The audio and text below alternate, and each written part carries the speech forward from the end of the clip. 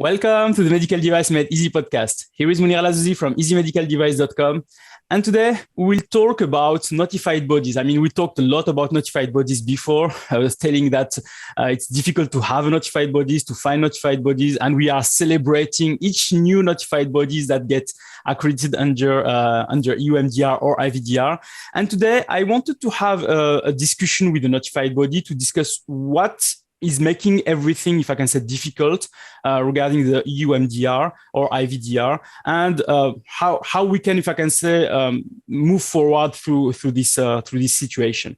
And for that, I have with me the business unit manager of health service at TÜV Süd, which is Dr. Royth von Hahn. So, Dr. Royth von Hahn, welcome to the Medical Device Made Easy podcast. Thank you very much for having me.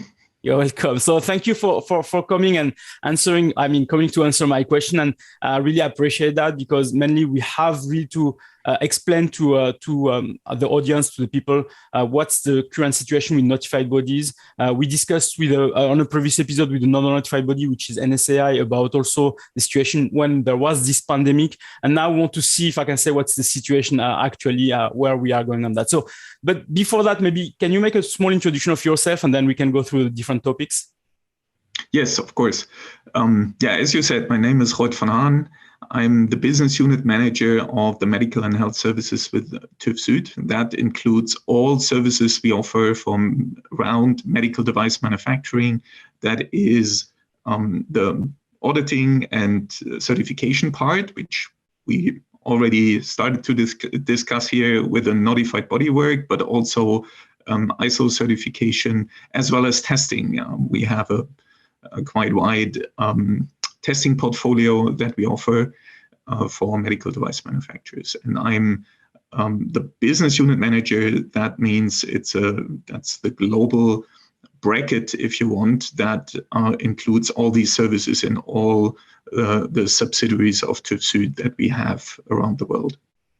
Great. So today we'll talk about generally notified bodies, so we'll not focus specifically on TÜV Süd. The idea was really to see if we can have maybe a bigger picture for a better understanding of the situation for notified bodies. So we'll try to make it like broad and not just specific to TÜV Süd, because as a reminder, the TÜV Süd is one of the biggest notified body in Europe. So it's mainly maybe it can be a different situation between a big one and a small one. So we try to cover all those things. So sure. The first question I wanted to ask you is mainly about the notified body situation due to the change from MDD to MDR. So we have now a lot of people saying, oh, we have some difficulties to reach out to a notified body, difficulties to contact them or to appoint one.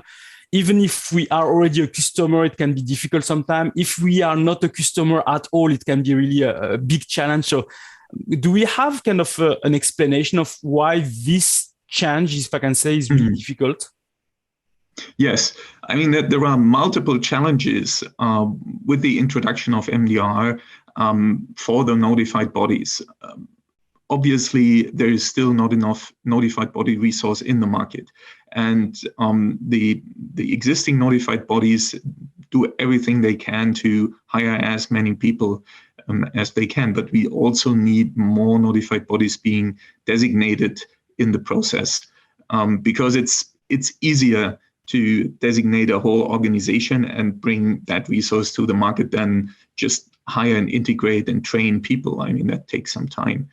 But you ask for the specific challenges that were created. We were pretty well prepared on what's coming with the MDR. We anticipated that each and every product and system certificate will take a little bit longer. There is more effort to be put in there. We were prepared for that.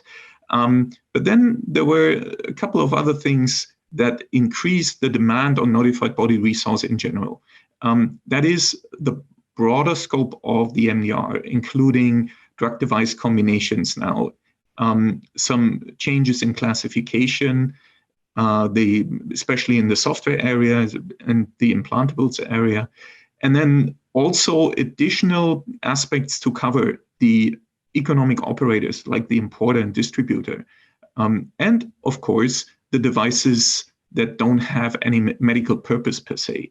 I mean, these are new additional things, and these are more difficult to prepare. I mean, for the general scopes, we had the experience, we had the experts from the MDD time, and we knew how to train them. We knew the general technical requirements for the devices, but some of these aspects are totally new.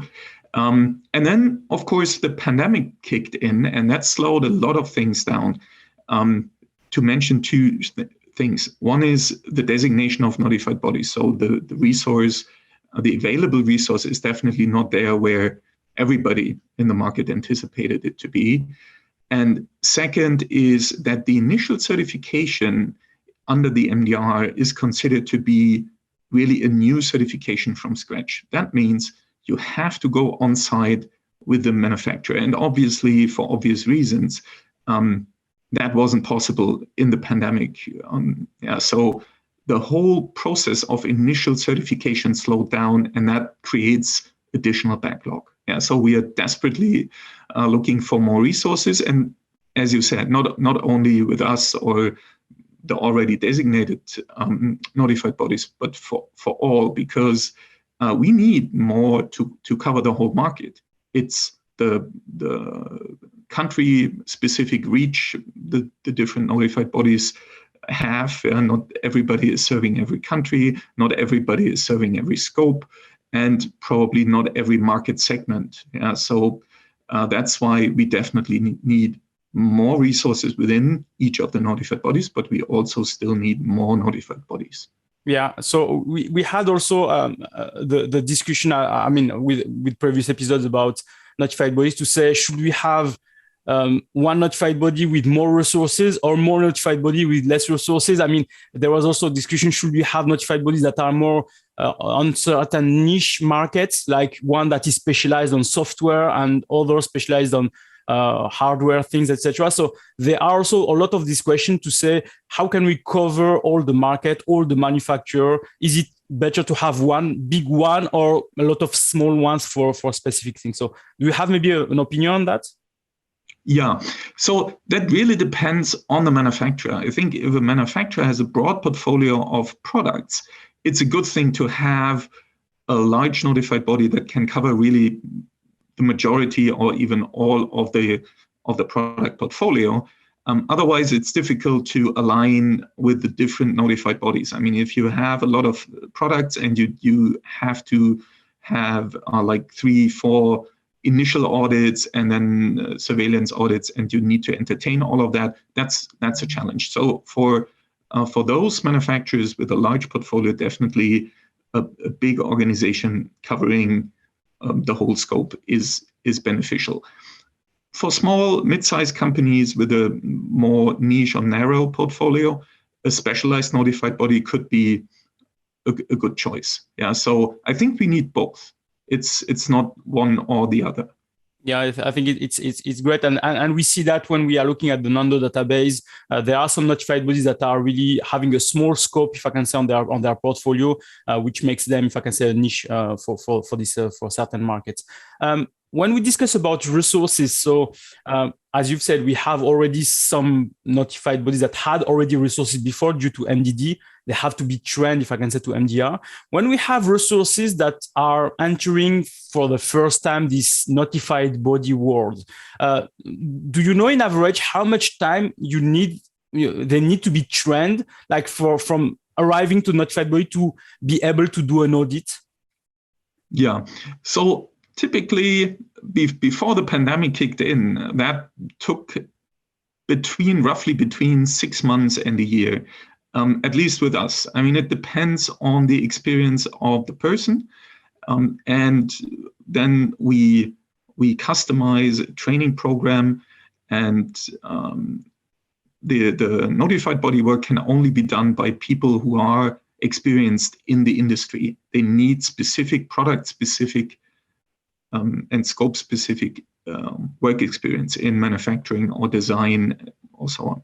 So and depending on how deep that experience is, it takes typically 6 to 12 months to do an audit. If you look at the product assessors, so people carrying out really in-depth product assessments, that can take longer, depending on the scope. I mean, if you go to something like active implantable devices, probably the most complex scope you can find, there are so many aspects to be covered, and very often in an assessment, it's not a single resource doing that. So that may take longer.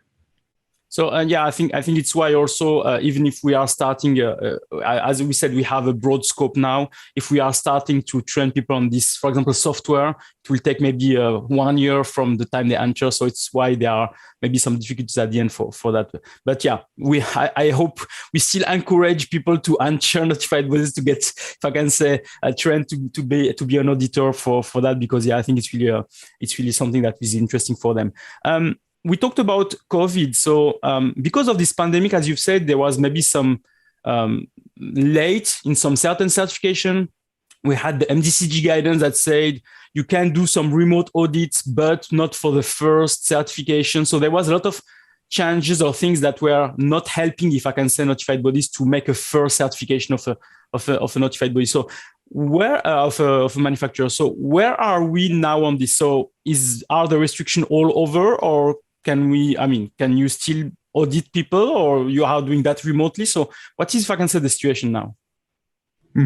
So besides the new certification under MDR, most of the existing manufacturers already had certificates, MDD certificates, and of course ISO 13485 certificates. Those certificates anyway need to be maintained, and we established remote auditing procedures that were amended, or we have on-site aspects added to that to at least maintain the certification status as is. For the initial certification, as you said, that was challenging in the pandemic. Currently, we can carry out these audits again with some restrictions, but I would say it's 80%. We can do that. There are still, of course, challenges with that. I mean, more of the people are working from home. That changes how you conduct an audit if you don't get all the people that are necessary for an audit together. But it's doable. Yeah, currently it's doable, and we hope that we don't go into full lockdown again, where we really cannot access the facilities. That would be, again, some additionally challenging situation, of course. So we have also the question, and related to that, it's about unannounced audits. So I suppose that during this pandemic, coming to an unannounced audit to a company can be challenging, because you arrive and nobody's there, everybody's remote, working from home. So how are you managing that actually? Yeah, that's indeed a challenge in setting that up, because the concept of the unannounced audits has the expectation that you go to a facility, you get access, and you meet the relevant people.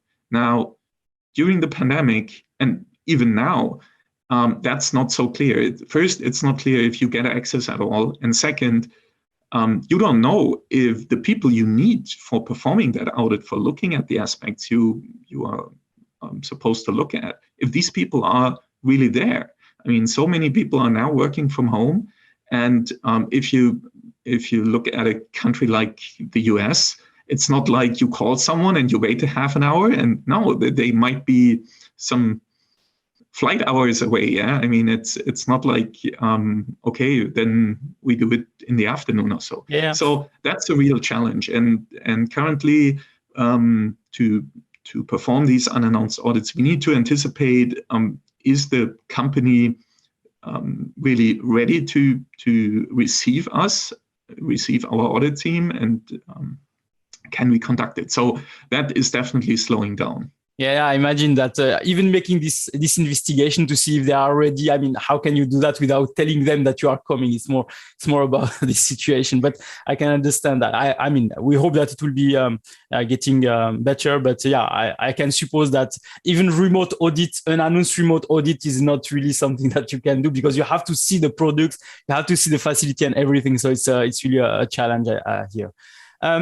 In terms of, we talked about this shortage of notified bodies, this situation about the pandemic, etc. I mean, myself, I'm having a lot of customers that are calling us, and the first thing they are telling us, is it worth to go to the European market now, or should we go already to the US market because it's more stable? They already know, if I can say, the situation there, how it will be moving forward. There is no kind of change in regulation, etc. So, what would you say to people that are having this question? I mean, they are trying to. I mean, which is understandable. They are really having a budget, a strategy, and everything, and they want to know what is coming and how they can place their device in the market. So, between US, EU, what is, if I can say, the answer we should provide to them now? Yeah. So interesting enough, I mean, that was a discussion that came up very early in the MDR development. So when the first outlines and drafts of the MDR were available, and it was kind of clear where it goes, it was already discussed in the market. Oh, well, then, especially for the innovative products, the situation between the US market and Europe will flip. I mean, MDD typically allowed more flexibility, faster time to market with innovative products, and FDA had the reputation of being kind of slow in that aspect. And parts of industry already anticipated that will flip under the MDR, regardless of the pandemic situation or not. Now, I think that's not necessarily the case. It really depends on the planning. In principle, the MDR still allows innovative devices and new applications being on the market quite quick. However, it needs a more diligent planning process. Yeah, you need to align with your notified body about the timelines, and you definitely need to keep the timelines because the notified bodies have less flexibility. But we also see that if the planning is done well and way in advance, and the notified body can reserve the resources for the reviews, then it's still possible, and it's still a good way of starting in the European Union. So it means contacting your notified body earlier, having a discussion with them, and listen, if I can say, seeing if we can really go. As we said also, notified bodies cannot give you guidance in terms of your strategy or this kind of thing, but you can have, I can say, build a planning with them to say, as soon as you have this information, then you can start to do that, and you can start to contact us, and we can start to audit you. I mean, having that on track instead of contacting them when you have everything ready and say, okay, now how can you help us? So mainly it's preparation, as you mentioned. So it's good, if I can say, if a project is like 2-3 years before it arrives to the market, but for people that want to go immediately on the market, it's maybe more challenging for them because currently we have really, as we said, a shortage, but I suppose the timing also in the US is the same. So it will take also a lot of time for the FDA to review the documentation, to check everything, and to place the document on the market, the product on the market. So we can see that it will be maybe similar in terms of that. But yeah, as you said, let's try to have some planning for that. But this innovation flip, if I can say, is something that we will maybe see in a few years, to say, yeah, things that are new arrive to the US, but not already in Europe, but I suppose it will not be for a long time. Yeah, I think Europe is a big enough market to be attractive for these kind of innovative things, and therefore I expect, and I really hope that we don't see that flip to that extent. As I said, I mean, it's a matter of preparation, and it's not only about the single product, but the whole product portfolio, how to transition what's already there into MDR and how to add the products. That needs to be strategically planned.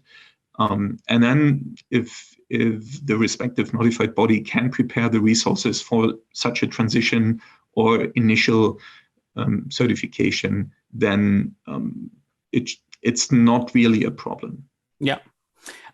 One difficult question maybe for you is a question that everybody's asking me, because when we are trying to work on projects, then we say, oh, we have to, if I can say, make the budget for the consulting phase where we have to create the documentation, do the test, everything.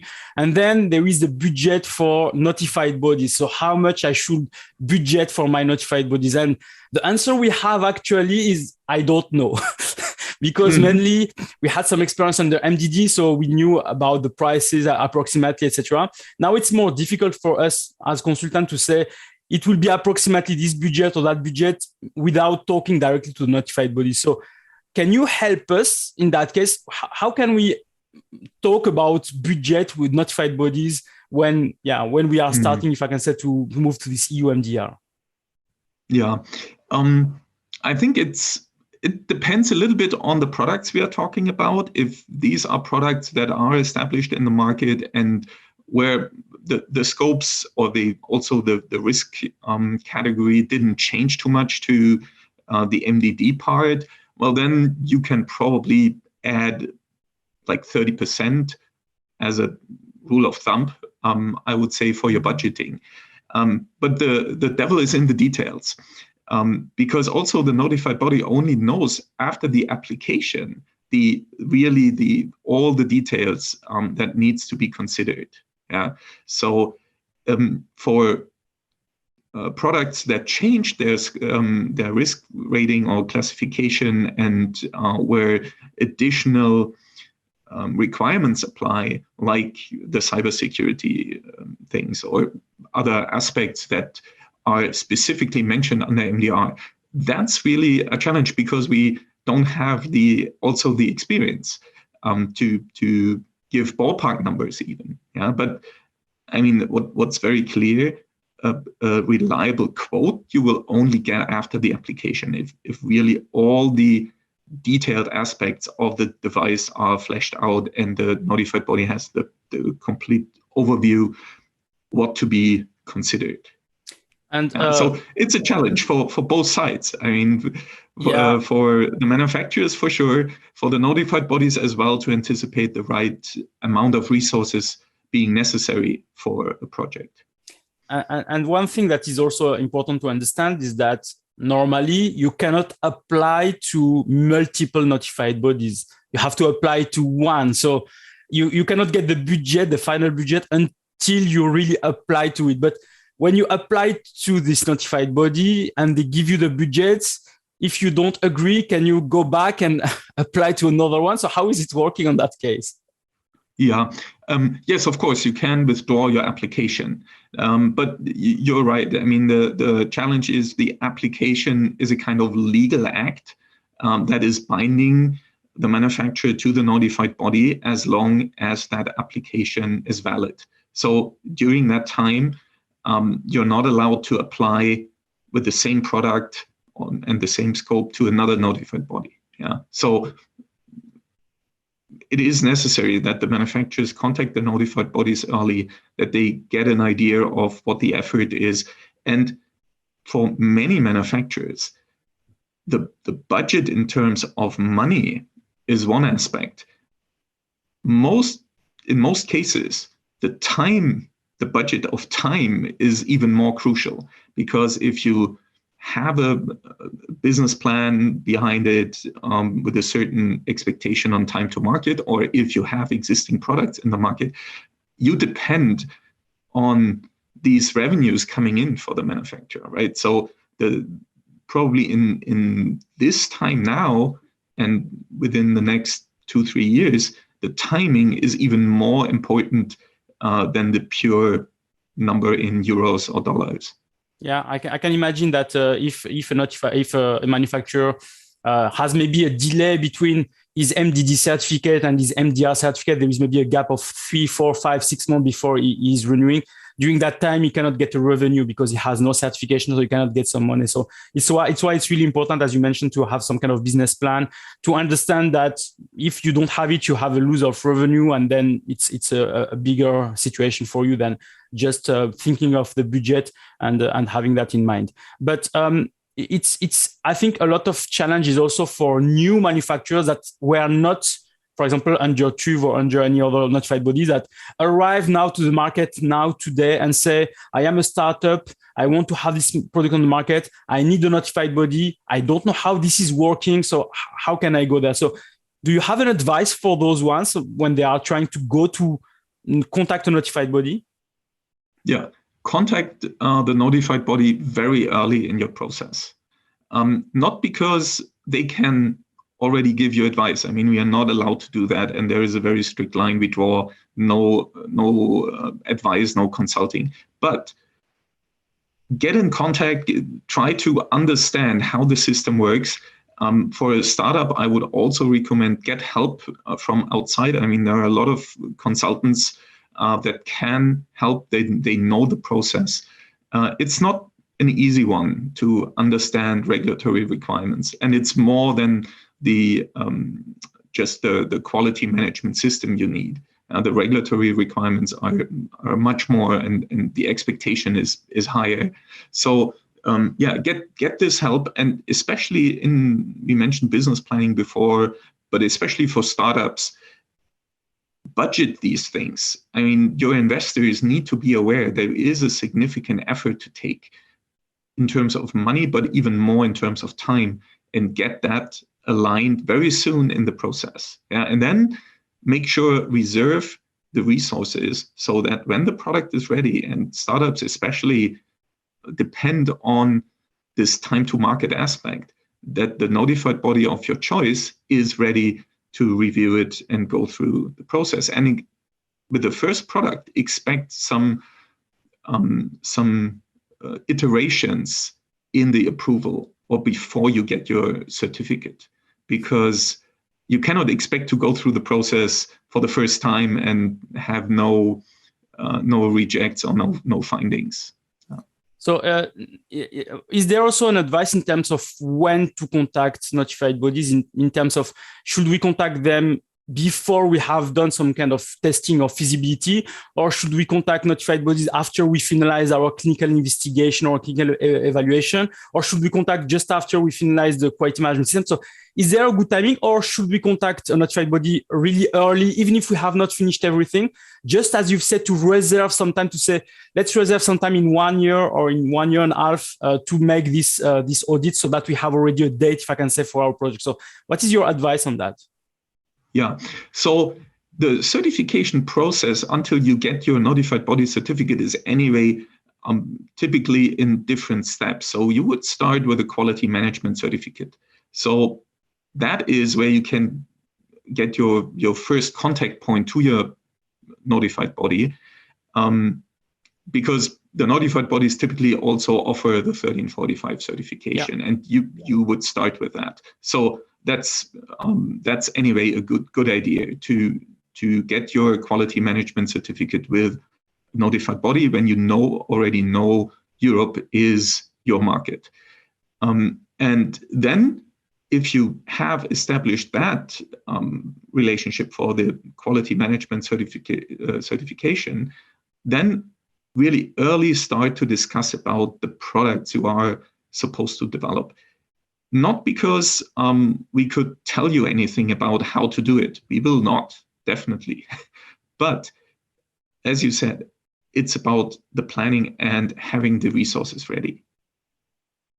So because first, as you said, we have to understand which products will be manufactured. Then you have to identify the resource that is matching these products. So we have the MDR code. So you have to have a person matching this MDR code, and then this person should be available. So we have to kind of reserve some time for that.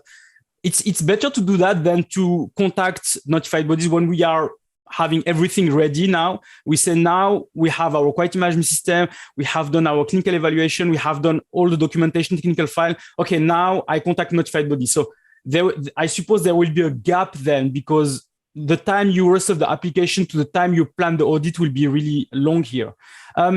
The question is also for Annex 16 products. Now there is no common specification available for Annex 16 products. So when we contact notified bodies, they say to us, first, we have to wait for the common specification, and then we can start the application for that. So is there also something similar that we can do here to, before the common specification are available, that we contact notified body and say, we want to plan for it as soon as it's available? Yeah, I mean, that's really a challenge. I mean, here are two things that are new. The devices that are looked at, and of course the manufacturers, who typically, if they don't have medical devices in their portfolio as well, they are typically not really used to this kind of certification. And then the missing guidance or requirements. I mean, exactly. The common specification are requirements in the MDR, and obviously we need those requirements before we can even go to start the certification process. Yeah. So that's a kind of double challenging situation here. Yeah. So we cannot can we contact a notified body before, or should we wait that the common specification are available? I think there is value in contacting the notified body before. First of all, to check with the notified body if they will be active in that scope. Okay. I mean, they typically, notified bodies have an idea of what are the scopes they are they want to go for. Yeah. Even though the requirements are not there. So you want to make sure you have kind of a short list of those who will be able to cover your product, and probably not only one product, but your product portfolio. Yeah, so there is definitely value in getting there, and then as soon as the common specifications are available, then start the certification process. Yeah, and the challenge here is that they say that you have to apply those common specifications and get your certificate within 6 months. Is it realistic, 6 months after the common specification are published, to have a notified body to get audited for quality management system and to get audited for a technical file? I mean, for me, no, but maybe you have a solution here. Yeah, it's difficult to say. I mean, without knowing what the common specifications say, and that might also be very different in the level of detail depending on the product. So for some products, I think it's doable. For other products, that might be a real challenge and probably even impossible. Yeah. So let's see first that, I mean, it's planned, actually, the common specification are planned for Q1 2022. So let's see when they will be published, and then we'll see that, because they have to be published for each category of devices on Annex 16. So as soon as they are published, then we'll have a better understanding. I have a last one, which is we have TÜV that is accredited for MDR, but now you are also accredited for IVDR. So we had this lately. We had this IVDR proposal to delay some date of application for certain classification of IVDR products. So is this something that is helping notified bodies or helping manufacturers, or what is your opinion on this proposal? So is this something that is really needed? Yeah.